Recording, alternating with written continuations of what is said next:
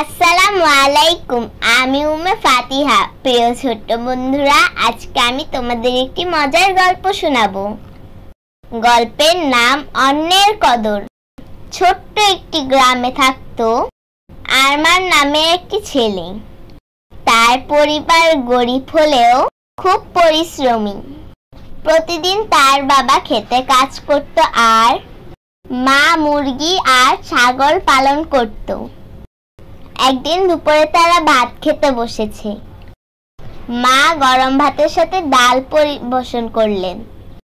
আরমান মুখ বাঁকিয়ে বলল, উফ মা, আমি তো শুধু মুরগির মাংস খেতে চাই, ডাল খেতে আমার ভালো লাগে না।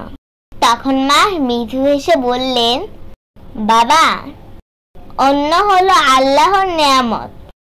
আমরা যদি খাবার নষ্ট করি বা অন্যকে ছোট করি, তখন আরমান দেখলো উঠানে হাঁস আর মুরগি ছুটোছুটি করছে, ছোট ছোট দানা কুড়িয়ে খাচ্ছে। মা বললেন, দেখো বাবা, আল্লাহ পাখিদেরও খাবার দেন, অথচ তারা কখনো অভিযোগ করে না। তাই আমাদের উচিত কৃতজ্ঞ হওয়া। আরমান একটু চুপ থেকে বলল, মা, আজ থেকে আমি খাবার নিয়ে খারাপ কথা বলবো না, সবসময় আল্লাহকে ধন্যবাদ দেব, কৃতজ্ঞতা প্রকাশ করব।